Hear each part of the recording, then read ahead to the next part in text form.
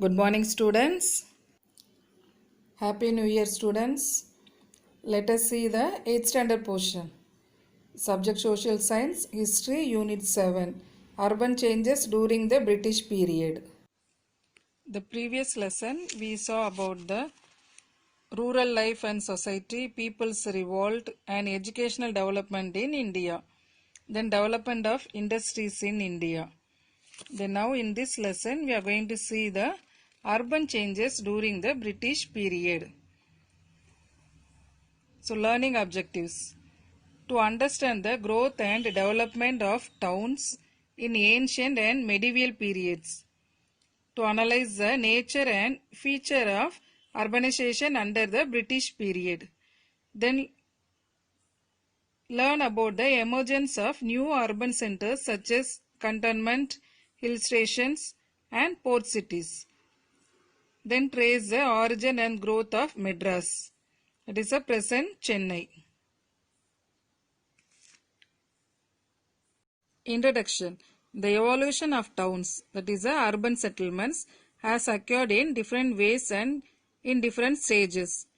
Towns flourished since prehistoric times in India, and towns in India can be classified into ancient towns, medieval towns and modern towns. Let us see about the ancient towns.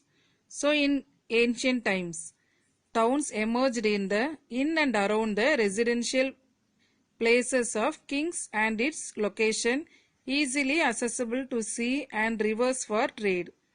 Most of them developed as administrative, religious and cultural centers. Harappa, Mohenjo-daro, Varanasi, Allahabad and Madurai are well-known ancient towns. Medieval towns.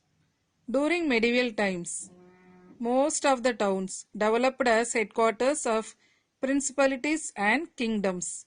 It is a medieval towns.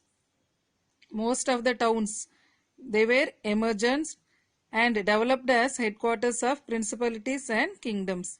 They functioned either fort city or port city. That is a protected area, or the port city, trading city.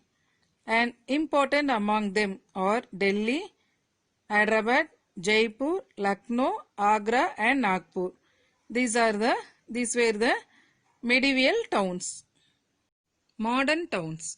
With the arrival of Europeans brought about new changes in the development of towns.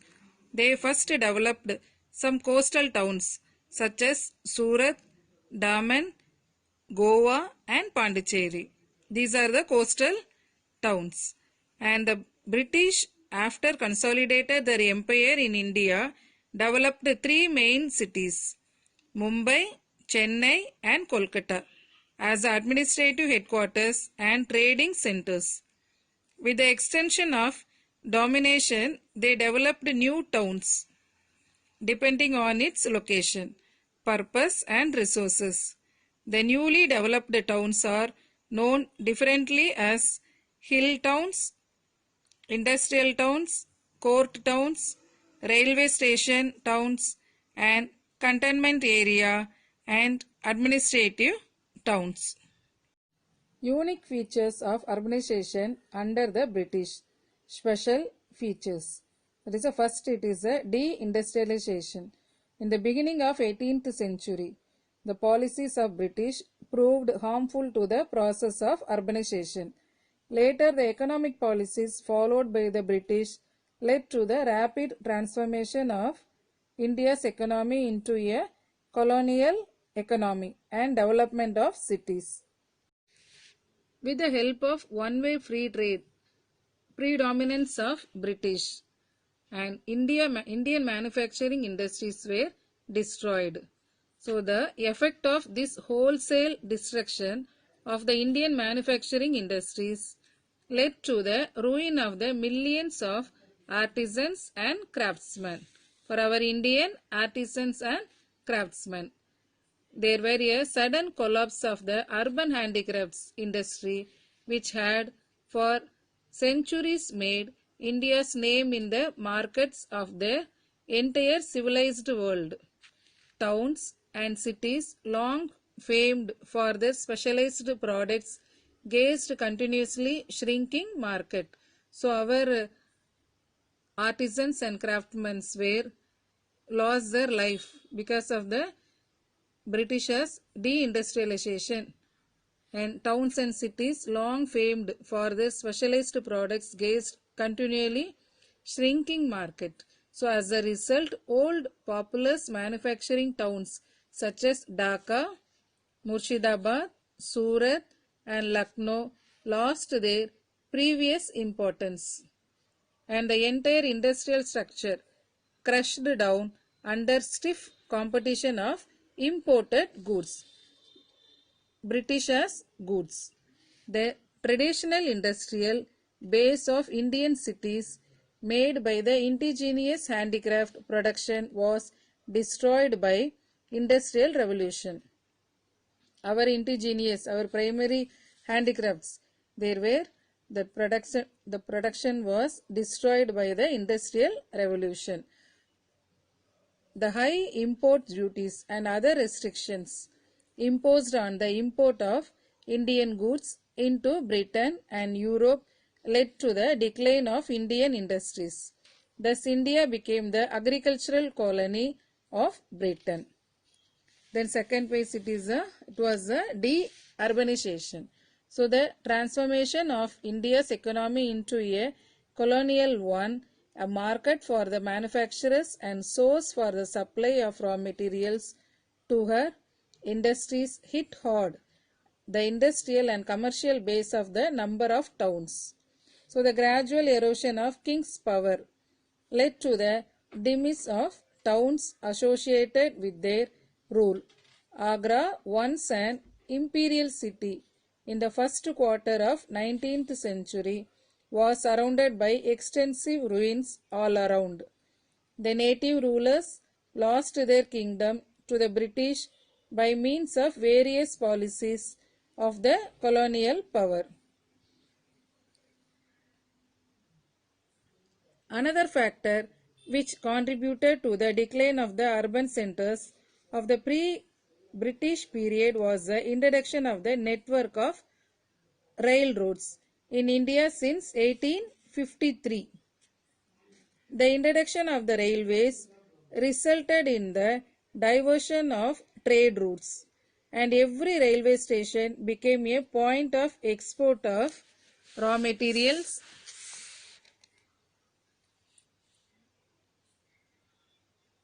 The railways enabled British manufacturers to reach every nook and corner of the country and uprooted the traditional industries in the village of the country. The third thing was the growth of new urban centers. So after the Britishers period, during the Britishers period, new urban centers there were emerged. So British developed new centers of trade, like trading centers like Calcutta, Madras, Bombay on the eastern and western coastal areas. Then Madras in 1639, Bombay 1661 and Calcutta 1690. Those cities were the British largely created and fortified. Then all those were earlier fishing and weaving villages. Then here they built the homes, shops and churches as well as the commercial and administrative headquarters. From the mid-18th century, there was a new phase of change as the British gradually acquired control after the Battle of Plassey. Political control for Indian political control after the Battle of Plassey in 1757, and the trade English East India Company expanded. A new trend of urbanization begins in the latter half of the 19th century as a result of the opening of Suez Canal and introduction of steam navigation, construction of railways, canals, harbors, growth of factory industries and coal mining, tea plantation, banking, shipping and insurance. Then changes in the networks of trade were reflected in the development of urban centers. Colonial urban development. Port cities, cantonments, hill stations, railway towns. Let us see about the port cities. The British arrived in India for trading, and Madras, Calcutta, Bombay became the important ports. They played an important role in trade. These cities became the prominent commercial areas with tall European styled buildings. The English East India Company built its factories and fortified them for the protection for their settlement. And Fort St. George in Madras and Fort William in Calcutta, they were best examples. This is a Fort William in Calcutta. The next towns, cantonment towns. The British occupied the Indian territory and political power by their military force. So they needed strong military camps and established the cantonments. So the cantonments were thus an entirely new kind of urban centers. Army people began to live in these places and gradually they were grown up as a city. So for example, Kanpur and Lahore. Then hill station. Hill station were distinctive features of colonial urban development. So although hill stations were not unknown prior to their founding by the British in India, they were few and had a small population and were often visited for specific purpose. For example, Srinagar was a Mughal recreational center. Like Kedarnath and Badrinath were Hindu religious centers. The British, coming from a cool temperate climate, the Britain in a cool temperate climate, so they found Indian summer were inhospitable, not pleasant for them. So the cool climate of Indian hills was seen as protective and advantage. So it protected the Europeans from hot weather and epidemics. Then for the diseases. Okay, so they built up the alternative capitals in cool areas like Darjeeling was the alternative of Calcutta and Dehradun was the alternative of Delhi. Hill stations became the strategic places for billeting troops, that is to guarding the troops, for the private place for the protecting the troops and guarding frontiers and launching campaigns. Hill stations were developed both in North and South India. Example, Shimla, Nainital, Darjeeling, Udagamand and Kodaikanal. Shimla, that was founded during the Gurkha War. Then Darjeeling was wrested from the rulers of Sikkim in 1835. These hill stations were also developed as sanatoriums. Sanatorium means a place for the soldiers for rest and recovery from illness. So the introduction of railways made hill station more accessible.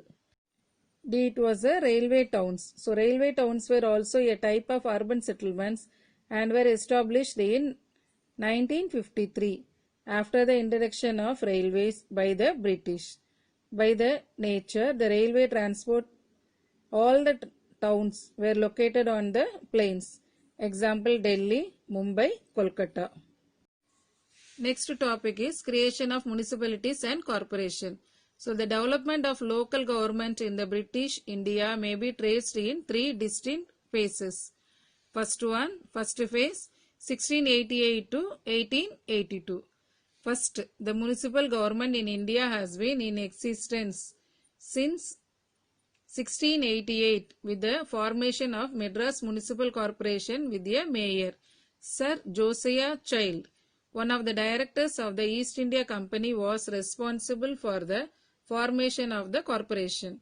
So, the Charter Act of 1793 established municipal administration in the three presidency towns According to the provisions of the Act of 1850, municipalities were formed in northwestern frontier provinces, Oudh and Bombay. Lord Mayo's famous resolution of 1870 intended to afford opportunities for the development of self-government. Second phase, 1882 to 1920. Rippon's resolution on local self-government was a landmark in the history of local self-government. So, Lord Ripon is rightly regarded as the father of local self-government in India, and his resolution as the Magna Carta of local self-government. Third phase, 1920 to 1950. The Government of India Act of 1919 introduced diarchy in the provinces, dual government in the provinces. So, the Government of India Act of 1935 introduced the provincial autonomy, and with the attainment of independence in 1947, India had the unique opportunity of making and molding local government to meet the needs of the free nation. Let us see the short video. British period. Introduction. The evolution of towns has occurred in different ways and in different stages. Towns flourished since prehistoric times in India. Towns in India can be classified into ancient towns, medieval towns, and modern towns. In ancient times, towns emerged in and around of residential places of kings and its location easily accessible to sea and rivers for trade. Harappa, Mohenjo-daro, Varanasi, Allahabad and Madurai are well-known ancient towns.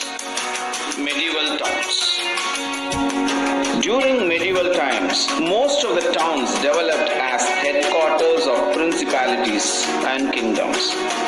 Important among them are Delhi, Hyderabad, Jaipur, Lucknow, Agra, and Nagpur. Modern towns. The arrival of Europeans brought about new changes in the development of towns. They first developed some coastal towns such as Surat, Daman, Goa, and Pondicherry. The British, after consolidated their power in India, developed three main cities: Mumbai, Chennai, and Kolkata as administrative headquarters and trading centers. The newly developed towns are known differently as hill towns, industrial towns, court towns, railway station towns, cantonments, and administrative towns. Unique features of urbanization under the British. Deindustrialization. In the beginning of 18th century, the policies of the British proved harmful to the process of urbanization. The economic policies followed by the British led to the rapid transformation of India's economy into a colonial economy and development of cities. The high import duties and other restrictions imposed on the import of Indian goods into Britain and Europe led to the decline of Indian industries. Thus, India became the agricultural colony of Britain. De-urbanization. The gradual erosion of kings' power led to the demise of towns associated with their rule. The native rulers lost their kingdom to the British by means of various policies of the colonial power. The railways enabled the British manufacturers to reach every nook and corner of the country and uprooted the traditional industries in the village of the country. The growth of new urban centers. British developed new centers of trade like Calcutta, Madras, and Bombay on the eastern and western coastal areas. A new trend of urbanization began in the later half of the 19th century as a result of the opening of Suez Canal, introduction of steam navigation, construction of railways, canals, harbors, growth of factory industries, coal mining, tea plantation, banking, shipping, and insurance. Changes in the networks of trade were reflected in the development of urban centers. Port cities. The British arrived in India for trading. Madras, Calcutta, and Bombay became the important ports. They played an important role in trade. These cities became the prominent commercial areas with tall European-styled buildings. Fort St. George in Madras and Fort St. William in Calcutta were the best examples. Colonial urban development. Port cities. Capital of provinces developed around ports. Cantonments, capital of inland provinces along the trunk routes and strategic places. Hill stations, a social space developed by the colonial community for health and recreation. Railway towns developed on plains for quick movement of troops and transport of goods. Cantonment towns. The British occupied the Indian territory and political power by their military force, so they needed strong military camps and established the cantonments. Army people began to live in these places and gradually they were grown up into a city. For example, Kanpur, Lahore. Hill stations. Hill stations were distinctive features of colonial urban development. For example, Srinagar was a Mughal recreation center. Kedarnath and Badrinath were Hindu religious centers. Hill stations were developed both in North and South India. Example, Simla, Nainital, Darjeeling, Udagamand.